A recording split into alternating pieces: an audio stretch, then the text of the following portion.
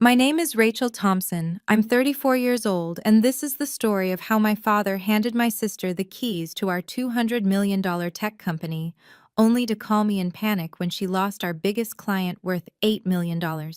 You see, for 8 years, I built our company's entire technical infrastructure from scratch, while my sister Victoria was getting her MBA at Harvard. The day she graduated, Dad made her COO. The day she signed that disastrous contract without my review, he tried to make me the scapegoat in front of our entire board.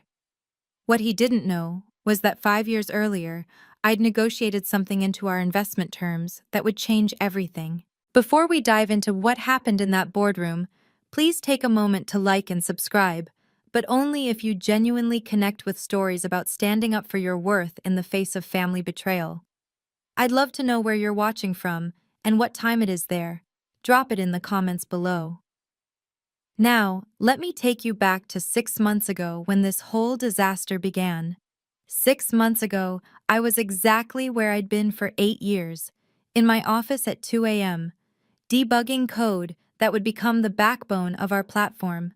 I joined Dad's startup when it was just him, me, and a dream to revolutionize supply chain logistics through AI. While my friends were out living their 20s, I was writing algorithms that would eventually process $50 million in transactions daily. Dad always introduced me the same way at investor meetings. This is Rachel, our technical genius. She doesn't understand the business side, but boy, can she code. That stung every time, but I swallowed it. After all, my code had taken us from a garage startup to a company worth $200 million. Then Victoria graduated from Harvard Business School. The announcement came via company-wide email on a Monday morning. Effective immediately, Victoria Thompson joins us as Chief Operating Officer, reporting directly to me. No interview process, no discussion with the board. Just pure nepotism, wrapped in a press release about bringing fresh strategic thinking to our leadership team. I remember our first executive meeting with Victoria at the helm. She'd prepared a 40-slide deck about synergistic market penetration and leveraging core competencies. When I asked about the technical feasibility of her proposed timeline, she laughed, actually laughed, and said, "Rachel, that's why we have you. To figure out the how. I handle the what and the why." The room went quiet. Board members exchanged glances. Marcus Chen, our chief legal officer, cleared his throat but said nothing. Jennifer Walsh from Apex Ventures, our lead investor, typed something on her phone. But nobody challenged her. Nobody challenged him. That night, while Victoria celebrated her first day with champagne at a trendy downtown bar, I was in the server room, implementing the security protocols she'd promised a client without checking if we had the infrastructure. The signs were everywhere, if you knew where to look. In every strategy meeting, Victoria would present her vision, while I sat silent, calculator in hand, mentally tallying the technical debt she was creating. When I'd speak up, "We need 6 months minimum for that integration," Dad would pat my shoulder. "Rachel's being conservative, as usual. Victoria, proceed with your timeline." It became a pattern. Victoria would promise. I would warn. Dad would override. The breaking point came during our quarterly board meeting. Victoria announced she'd identified a game-changing opportunity with Megacorp, potentially worth $8 million annually. The board lit up. Dollar signs practically danced in their eyes. When I asked to review the technical requirements, Victoria brushed me off with 5 words that would later haunt her. "I've got this handled, Rachel." I watched our senior engineers' faces during her presentation.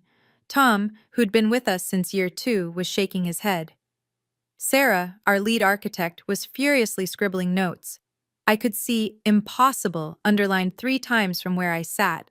But when the floor opened for questions, they looked at me, then at Dad's proud face as he beamed at Victoria and stayed silent. That afternoon, I found 3 resignation letters on my desk. "We can't work like this," Tom's letter read. "But we know you can't fight this alone." They were right. I couldn't fight it alone. But what I could do was prepare for the inevitable disaster. That evening, I pulled out a document most people had forgotten existed, our Series B investment terms from 5 years ago. The email came at 7 a.m. on a Tuesday, marked urgent. Organizational restructuring. My coffee mug froze halfway to my lips as I read. To optimize our operational efficiency, all technical decisions will now require approval from the COO's office before implementation. Translation: Victoria would now oversee everything I did. I wasn't the only one who saw the insanity of it. Within minutes, my Slack exploded. She doesn't even know what an API is, one developer wrote. Last week she asked if we could download more RAM, another added. But the most telling message came from Marcus Chen, our chief legal officer. Rachel, we need to talk, in person, today. The meeting with Marcus was brief but loaded. He slid a folder across his desk, our original investment documents, with several sections highlighted in yellow. I'm not telling you what to do, he said carefully, but you should know your rights. Section 7.3 specifically. He paused, choosing his words like a lawyer who knew the walls had ears. Some clauses in here, people seem to have forgotten they exist. I spent that night reading every line of that document. 5 years ago, when we were desperate for Series B funding, I'd been the one to meet with investors, explain our technology, defend our valuations. Jennifer Walsh from Apex Ventures had insisted on one unusual clause, one that gave the CTO veto power over any technical commitments exceeding $5 million. You're the brain behind this operation, she'd told me then. This protects the company from anyone who might not understand what you've built. Everyone had forgotten about that clause. Everyone except Marcus Chen. If I stayed silent, the damage would ripple far beyond my bruised ego. Our technical team, 52 engineers I'd personally recruited, mentored, and built into one of the strongest in the industry, was already crumbling. 3 resignation letters had become 7. Our senior architects were taking calls from recruiters during lunch. The junior developers who once stayed late to solve complex problems now left at 5 p.m. sharp. Why should we care if leadership doesn't?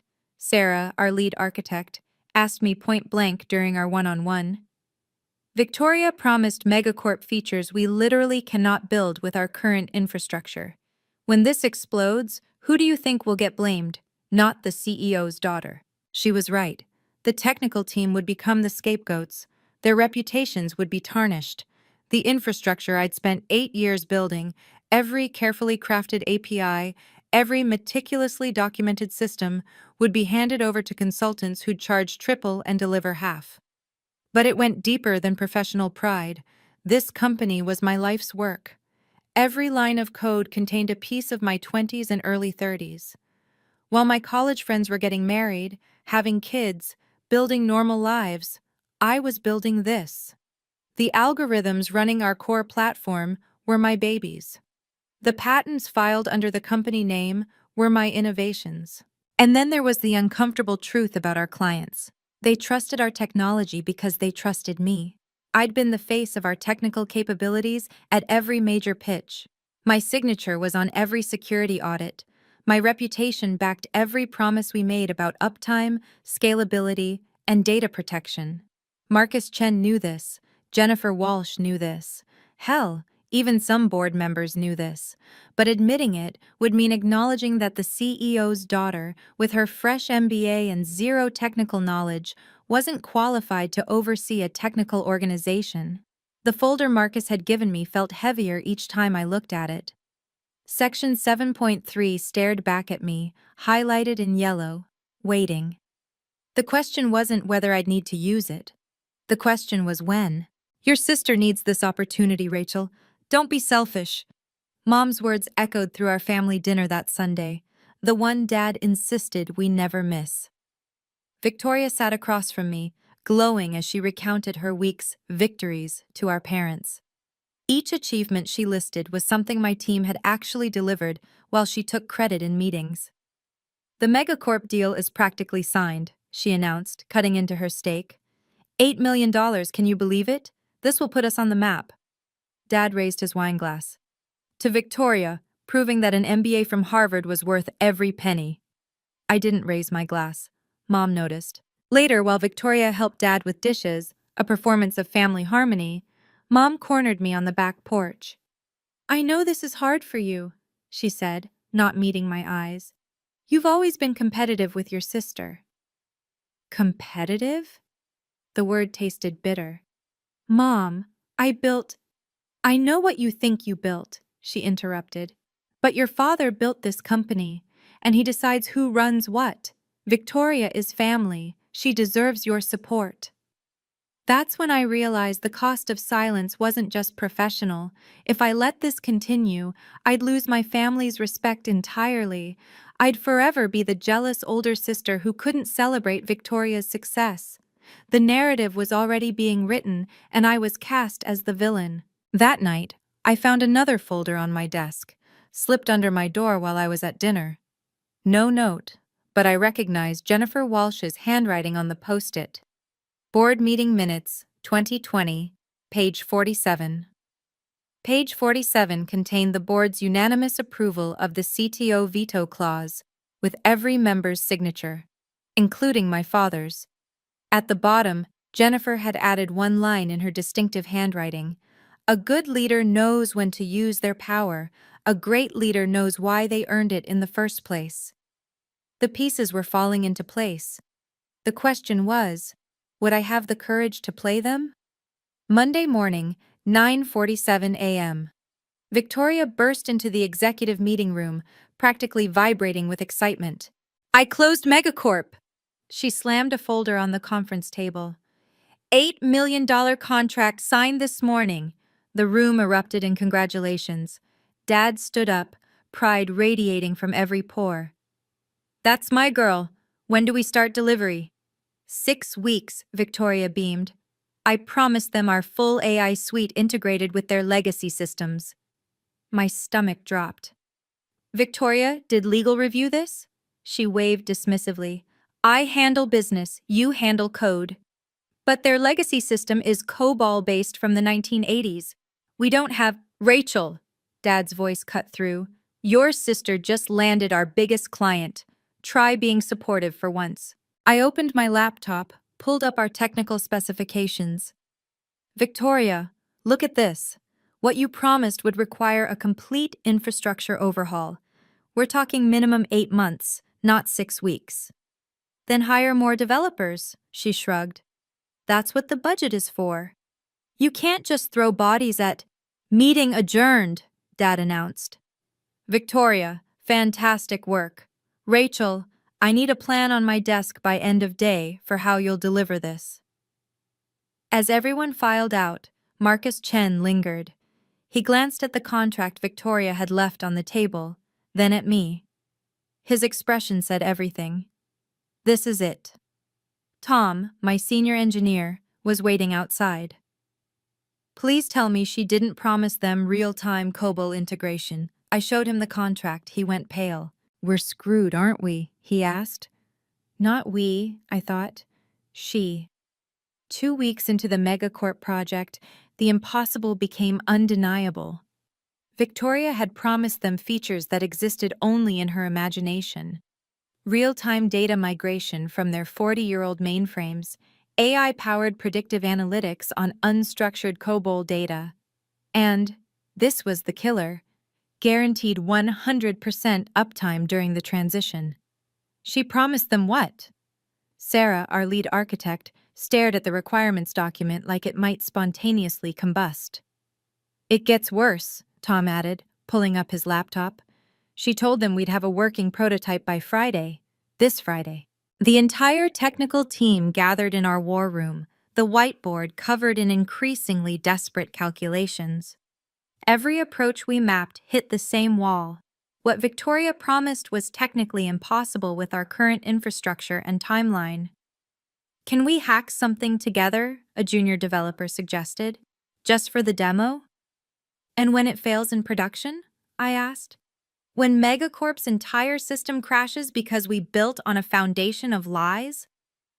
That's when my phone buzzed. Marcus Chen. "Megacorp's legal team is asking about our liability insurance. They're thorough." I made a decision. "Everyone, document everything. Every impossible requirement, Every shortcut Victoria demands, every warning you give, email trails, Slack messages, everything. You think this will blow up? Sarah asked. I know it will. Thursday night, 11 p.m. Victoria stormed into my office. Where's the prototype? The demo is tomorrow. There is no prototype. What you promised is impossible.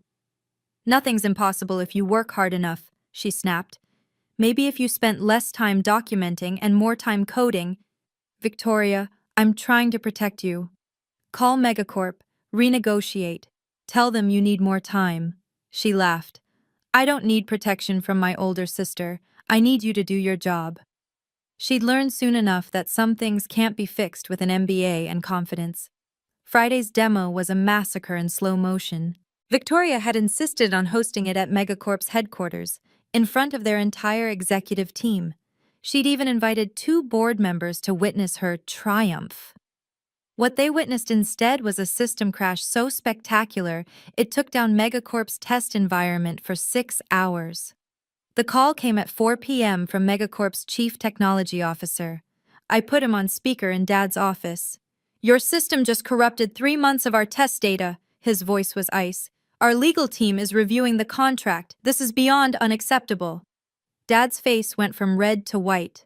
There must be some misunderstanding. No misunderstanding. Your COO promised capabilities you don't have. We're not just terminating the contract. We're considering legal action for misrepresentation. After he hung up, the silence was deafening. Victoria stood frozen. Her usual confidence evaporated. Dad turned to me, and I saw it in his eyes. He was already formulating how to blame this on the technical team. Emergency board meeting, he announced. Tomorrow, 9 a.m. Full attendance required. As I left his office, Marcus Chen was waiting in the hallway. Did you document everything? Every email, every warning, every impossible promise. He nodded. Good. You'll need it. That night, I received a text from Jennifer Walsh. I'll be at tomorrow's meeting. Some things need to be said publicly.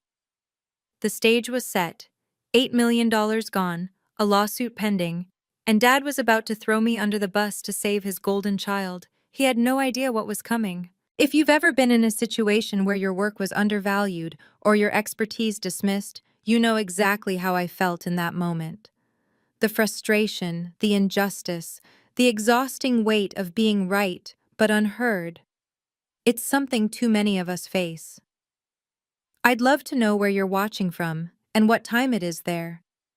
Drop a comment below. I read every single one, and your stories of similar experiences keep me going. What happened next in that boardroom changed everything. But first, let me tell you about something I'd negotiated 5 years earlier. 5 years ago, we were desperate. The Series A money was running out, and without Series B funding, Dad's dream would die. He was too proud to admit it, but I saw the bills, the burn rate, the 3 months of runway left. Jennifer Walsh from Apex Ventures was our last hope. She'd turned us down twice already. But she agreed to one final meeting, with one condition. She wanted to meet with the technical founder, alone. Your father builds relationships, she told me over coffee. Your sister, still in school, sells dreams. But you build reality. Show me what's real. For 3 hours, I walked her through our architecture, our patents, our algorithmic advantages. She asked questions that cut to the bone of our technology. No fluff, no promises, just capabilities and limitations. I'll invest, she finally said. 20 million. But I have one non-negotiable condition. She pulled out a term sheet, pointing to a clause she'd added in red ink. The CTO must approve any technical commitment over $5 million. Not the CEO, not the COO when you eventually hire one, the CTO. My father won't like that, I said. Your father needs this money, she replied. And I need to protect my investment from people who don't understand what they're selling. Dad fought it for a week. But with payroll due and no other options, he signed. The board approved unanimously. They needed Jennifer's money too badly to argue. This clause will never matter, Dad told me that night. We're family. We make decisions together. But Jennifer knew better. Before leaving, she pulled me aside. Power isn't given, Rachel. It's negotiated and documented. Remember that. 5 years later, sitting in my office before the emergency board meeting, I finally understood what she meant. The morning of the board meeting, two separate conversations changed everything. Marcus Chen appeared in my office at 7 a.m., earlier than I'd ever seen him. "I've reviewed the Megacorp contract," he said, placing a legal brief on my desk. "Victoria never sent it to legal for review. She signed it herself, without proper authority." "What does that mean?" "It means she violated corporate governance protocols. But more importantly," he flipped to a highlighted section, "any technical commitment over 5 million requires your signature. This contract doesn't have it." My heart raced. "So the contract is void, legally void. Megacorp can't sue us for a contract that was never valid." An hour later, Jennifer Walsh called. "Rachel, I've spoken with 3 other board members. We're concerned about the governance failures this situation represents." "Concerned enough to do something about it?" "The board has obligations beyond family loyalty," she said carefully. "We have a fiduciary duty to all shareholders. When someone violates that duty, we must act. Even if that someone is the CEO's daughter? Especially then." She paused. "Do you remember what I told you 5 years ago? About power being negotiated and documented?" "Yes. Today, you'll see why I insisted on that clause. The board voted unanimously to approve it, including your father. That vote is documented in the minutes, page 47 if you're curious." After she hung up, I sat in my quiet office, watching the sunrise over the city. In 2 hours, Dad would try to sacrifice me to save Victoria. He'd count on my silence, my family loyalty, my history of swallowing unfairness. He was about to learn that even the quiet ones have limits, and more importantly, that sometimes the quiet ones have power. The boardroom filled quickly. 12 board members, 5 investors, 2 legal counsels, and an executive assistant furiously typing notes. The projector blazed with red text. "Megacorp crisis. 8 Miller contract terminated." Victoria entered like she was walking to her execution, her usual designer confidence replaced with visible panic. She'd prepared slides, dozens of them, each attempting to shift blame without accepting responsibility. "The technical team failed to deliver on the promises," she began, her voice shaking slightly. "Despite having adequate resources and time, they couldn't execute the integration." I sat silent, watching board members' faces. Some looked sympathetic to Victoria. Others glanced at me with what looked like pity. They all assumed they knew how this would end. "Furthermore," Victoria continued, clicking through slides of missed deadlines she'd set without consulting anyone, "there was a clear lack of communication between departments. Tom and Sarah, who'd been asked to attend, shifted uncomfortably. They'd worked 18-hour days trying to achieve the impossible. Now they were being thrown under the bus in front of everyone who mattered." "This is unacceptable," board member Richard Hayes interrupted. "How did we promise something we couldn't deliver?" Victoria's eyes darted to Dad. He stood, his CEO authority filling the room. "The failure here is systemic," Dad announced, his voice grave. "And as CEO, I must ensure accountability." My stomach tightened. Here it came. Our technical leadership should have flagged these impossibilities earlier. They should have prevented this contract from being signed. "But Robert," Jennifer Walsh interjected, "didn't Victoria sign this contract?" "With the expectation that our CTO would ensure technical feasibility," Dad replied smoothly. "That's her job." The room turned to me, 17 pairs of eyes, waiting for my defense or my resignation. Marcus Chen was checking his phone, his expression carefully neutral. The trap was set. "As CEO, I must hold our CTO accountable for this failure," Dad continued, his voice heavy with manufactured disappointment. "Rachel had multiple opportunities to review this contract, to raise concerns, to prevent this disaster." "I did raise concerns," I said quietly, "multiple times. In writing." Dad's jaw tightened. Concerns aren't enough when $8 million is at stake. You should have escalated. To whom? You dismissed every technical concern I raised. This isn't about finger pointing, he said, though that's exactly what it was. This is about accountability. The technical team, under your leadership, failed to deliver. Board member Richard Hayes leaned forward. Robert, what are you proposing? Dad straightened his tie, a tell he had when delivering bad news. Given the magnitude of this failure and the potential legal ramifications, I believe we need new technical leadership. Gasps rippled through the room. Tom and Sarah looked murderous. Even some board members seemed shocked at the boldness of the scapegoating. Victoria finally spoke, her voice small. Maybe we should discuss this as a family first. This is beyond family, Dad cut her off. This is about the company's survival. Marcus Chen kept glancing at his phone, then at me, then at Jennifer Walsh. Something passed between them, a silent communication I couldn't read. So you're asking Rachel to resign? Jennifer Walsh's voice was dangerously calm.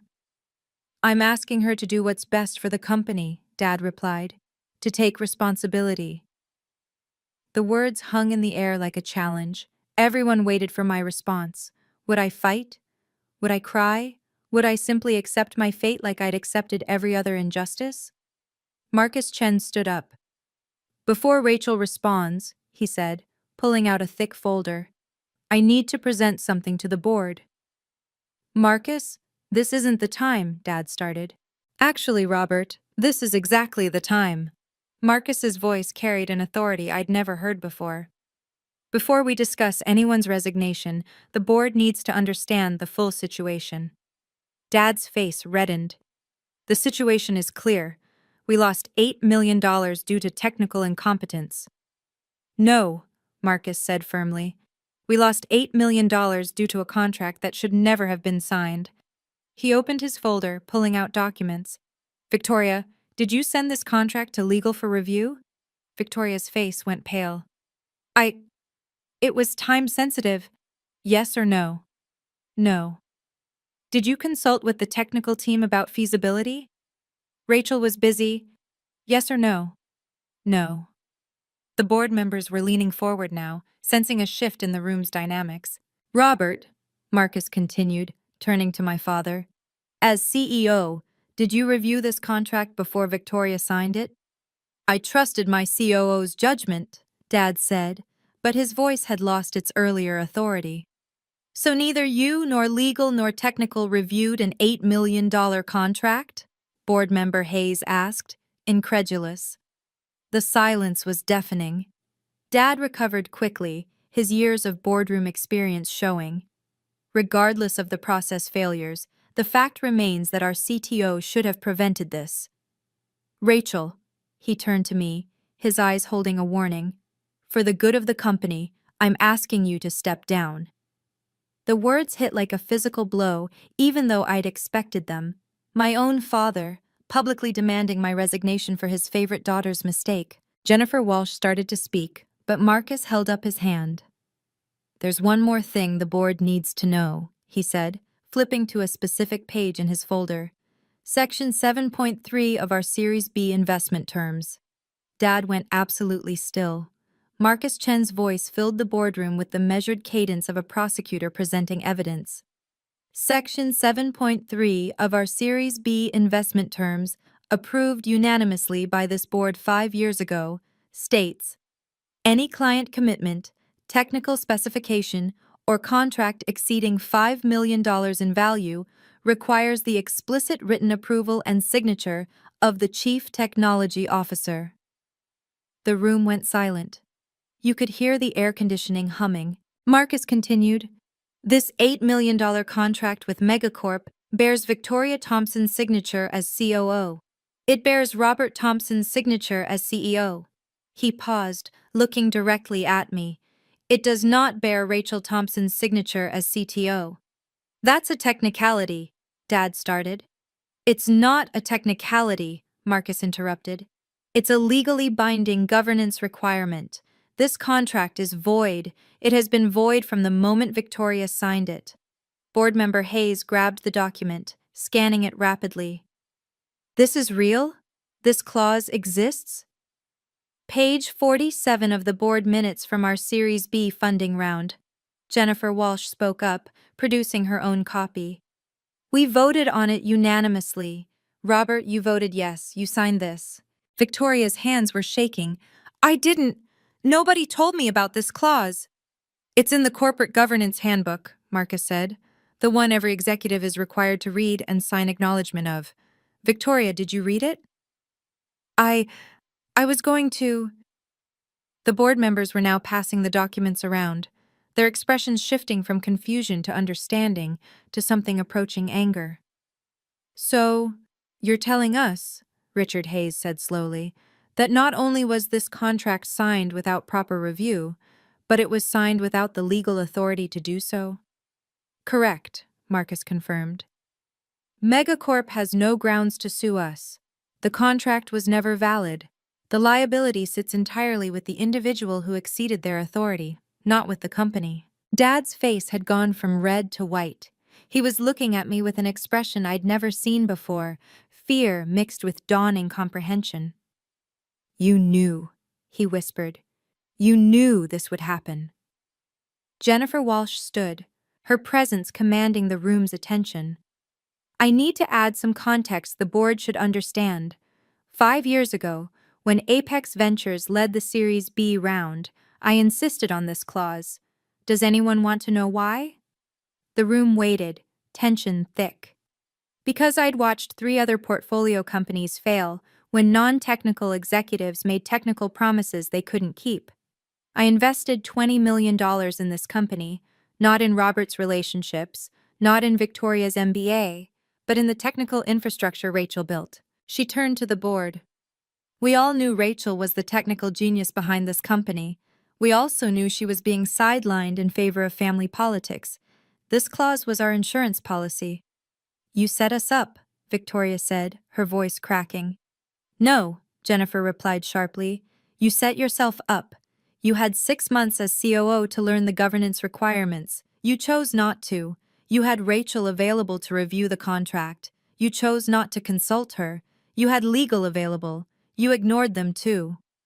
Board member Susan Martinez, who'd been silent until now, spoke up. I'm looking at the email trail Marcus forwarded. Rachel, you warned about this contract 17 times. 17 documented warnings that Victoria and Robert ignored. She pulled up her tablet, reading, quote, this timeline is technically impossible. Quote, we need minimum 8 months for COBOL integration. Quote, please have legal review before signing. Quote, I have not approved this contract. Each quote landed like a hammer blow. Victoria sank lower in her chair with each one. And this one, Susan continued, sent the night before the demo. For the record, I cannot and will not sign off on this contract as it violates our technical capabilities and our governance protocols. Why didn't you tell me about the clause? Dad demanded, looking at me. Jennifer answered for me. She tried, Robert. There are 3 emails where Rachel specifically referenced Section 7.3. You responded to exactly none of them. Richard Hayes, the senior-most board member, stood slowly. His voice carried decades of boardroom authority. Robert, this is a governance crisis. Your daughter operated outside her authority, ignored corporate protocols, and exposed us to massive liability, and you enabled it. The contract is void, Dad protested weakly. There's no liability. The reputational damage is done. Hayes cut him off. Megacorp is telling everyone we're incompetent. Our other clients are asking questions. And now we learn it's because your COO, who you hired without proper process, didn't even read the governance handbook? The other board members were nodding. The tide had turned completely. I move for an immediate vote, Jennifer announced, on restructuring our executive team to prevent future governance failures. You can't, Dad started. Actually, we can, Hayes interrupted. Section 4.2 of the corporate bylaws. The board has full authority to restructure in cases of fiduciary breach. Victoria found her voice. This is Rachel's fault. She should have stopped me. The room turned to her in disbelief. She tried to stop you. Tom, my senior engineer, spoke for the first time. We all did. You told us you didn't need technical input. You told us you handled the business side. Sarah added, "We have recordings of the meetings where you dismissed our concerns. Should we play them?" Marcus Chen pulled up one final document. "There's one more thing. Given that the contract was signed without proper authority, Victoria may be personally liable for Megacorp's damages, not the company." Victoria's face went white. "What?" "When you exceed corporate authority, you lose corporate protection," Marcus explained. "That's Corporate Law 101. Didn't they teach that at Harvard?" The boardroom was dead silent, except for the sound of Victoria's sharp intake of breath. Jennifer looked at me. "Rachel, you've been very quiet. What do you think should happen here?" "Sometimes power isn't about being the loudest voice in the room. It's about knowing your worth, documenting your value, and understanding the rules better than those who try to bypass them." If this story resonates with you, if you've ever had to stand up for your expertise against family politics or office favoritism, please subscribe. I share these stories because I know how isolating it can feel when you're fighting these battles alone. Now, let me tell you how I handled this moment when everyone was waiting for my response, and why I chose professional grace over personal revenge. Every eye in the room focused on me. This was my moment for revenge, to demand Victoria's termination, to watch Dad squirm. The old Rachel might have stayed silent. The bitter Rachel might have gone for blood, but I wasn't either of those anymore. "I don't want my sister fired," I said calmly. "I want governance that protects our company's future."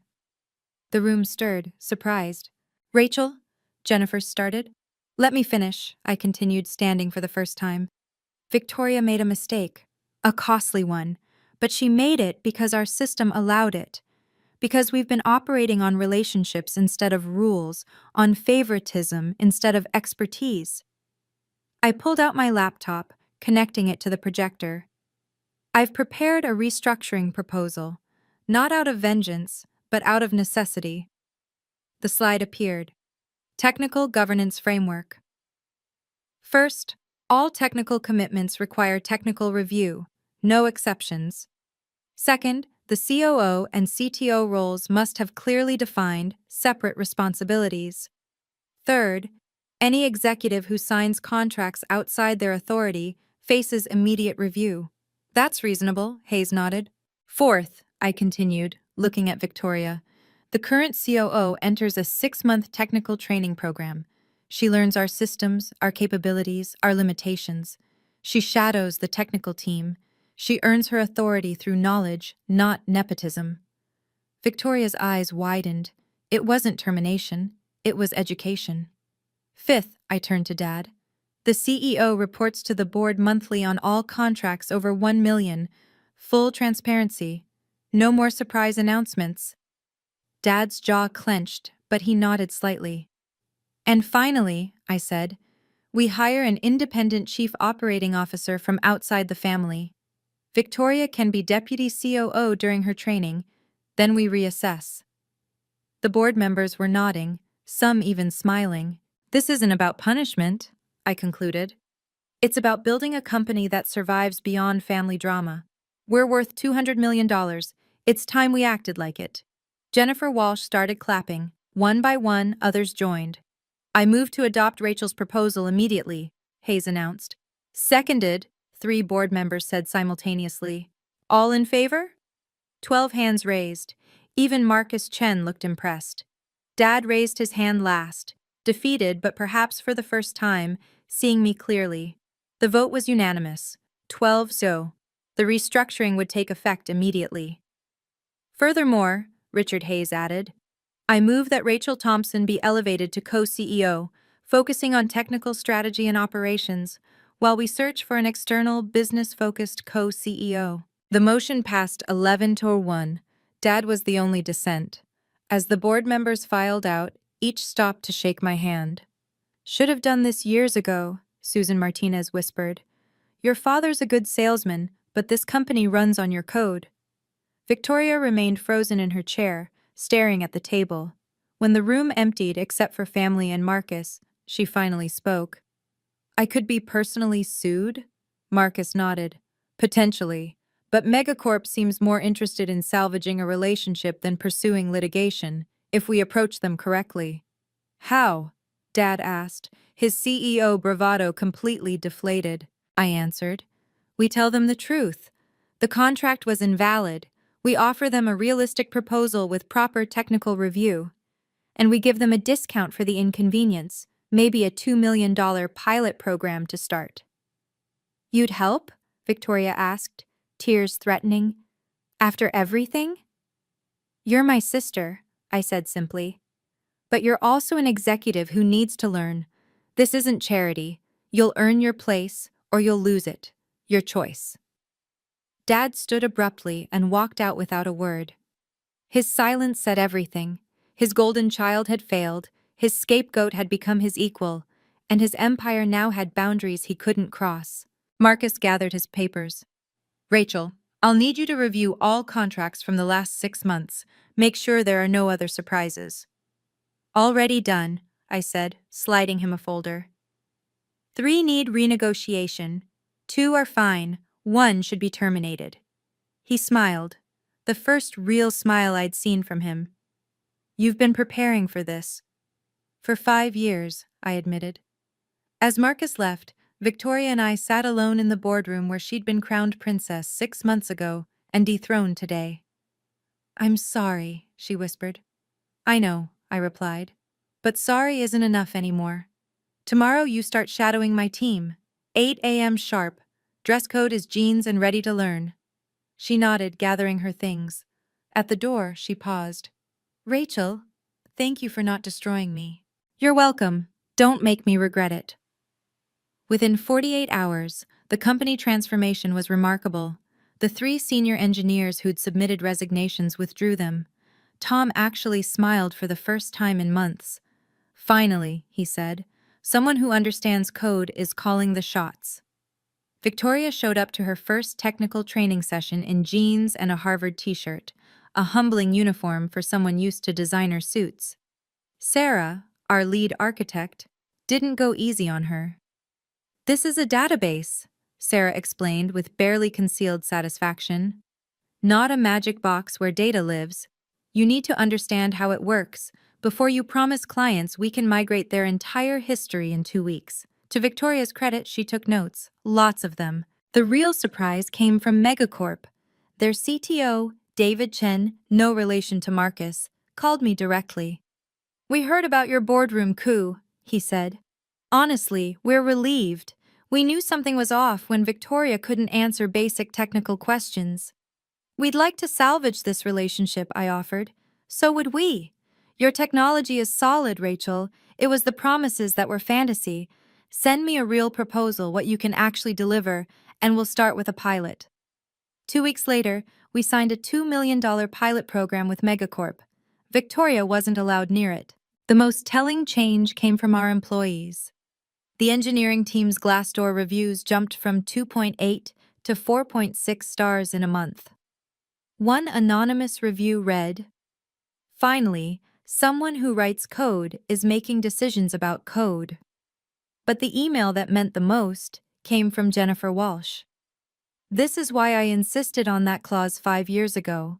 Not to protect my investment from your family, but to protect your brilliance from being buried under their ambition. The company is finally in the right hands. Sunday family dinners became exercises in careful navigation.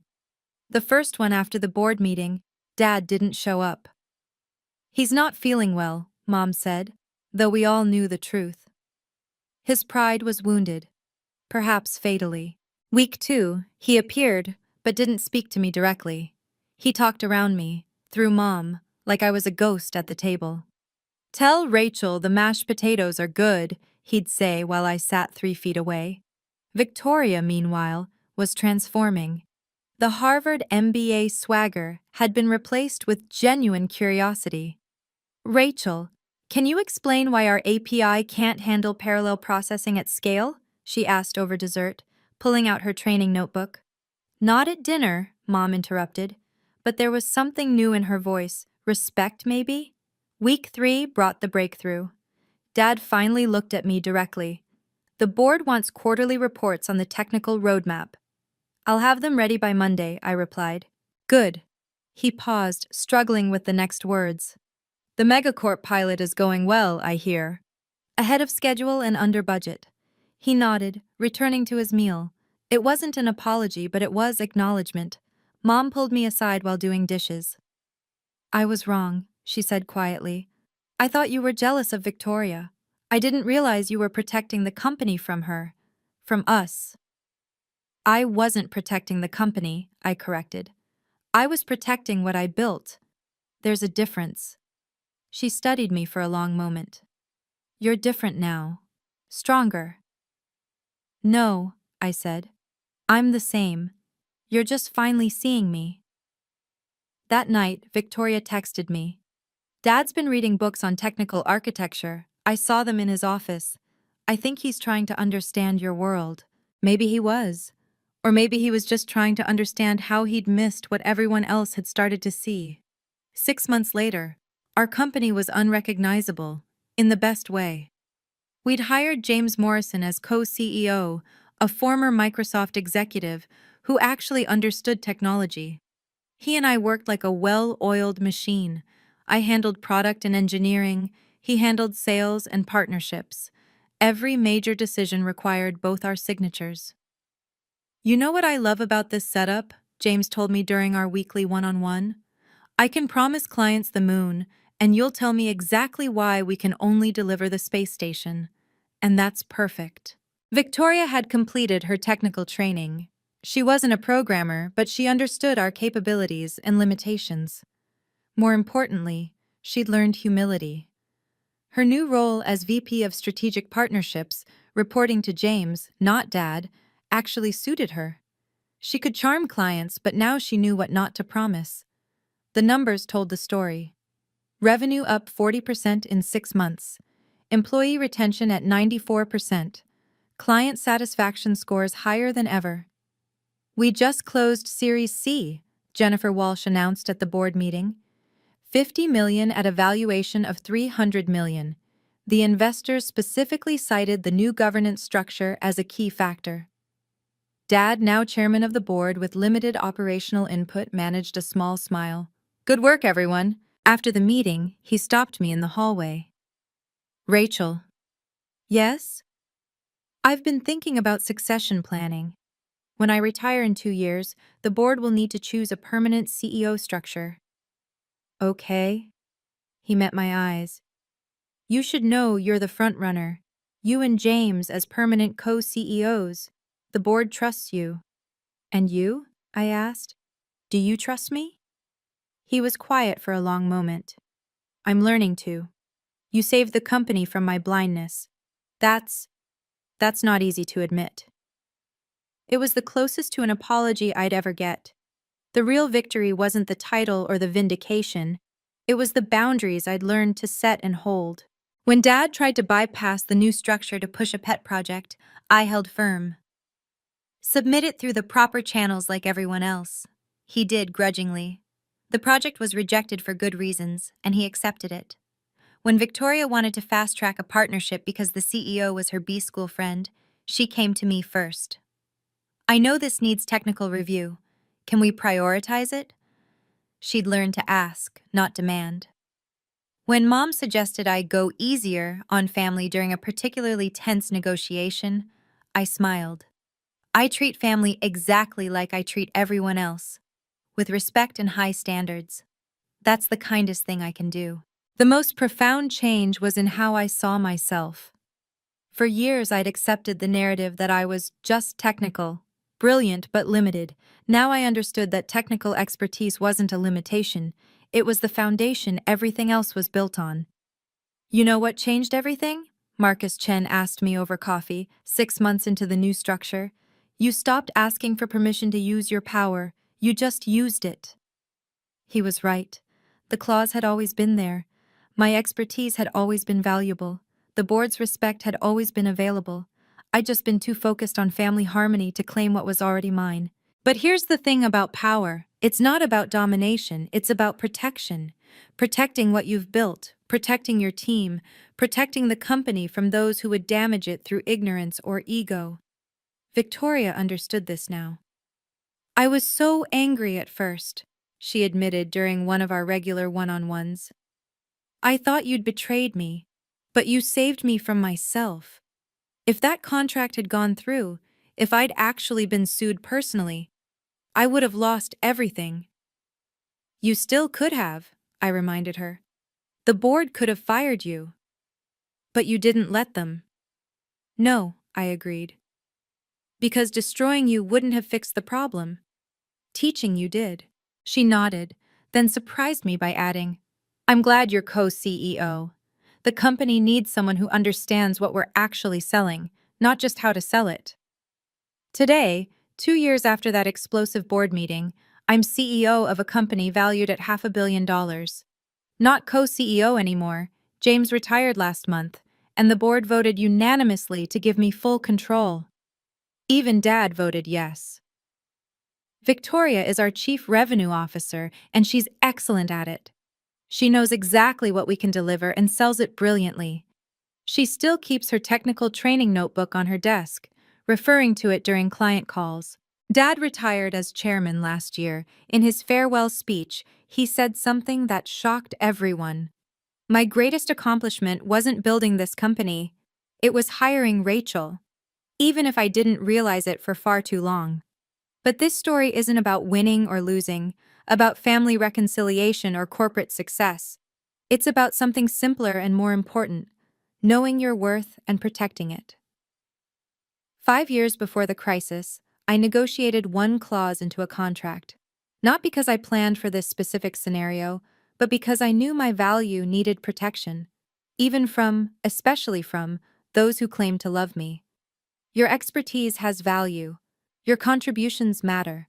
And sometimes the people who should recognize this the most are the ones who see it the least. Document your worth, negotiate your protections, and when the moment comes, because it will come, don't hesitate to use them, not for revenge, but for justice. Not to destroy, but to build something better.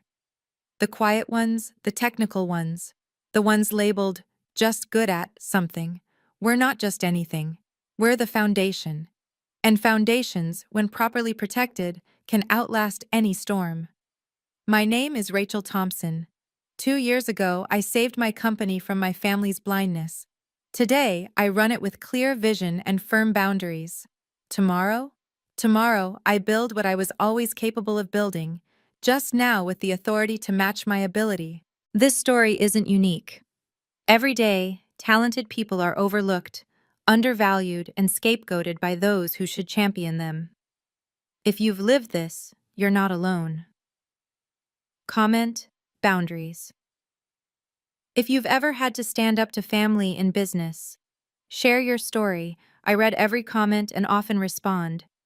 If this resonated with you, please subscribe and hit the notification bell. I share these stories because someone needs to hear that their expertise matters, their boundaries are valid, and their quiet power is real. Thank you for listening. Until next time, remember, document your worth, protect your value, and never apologize for knowing your power.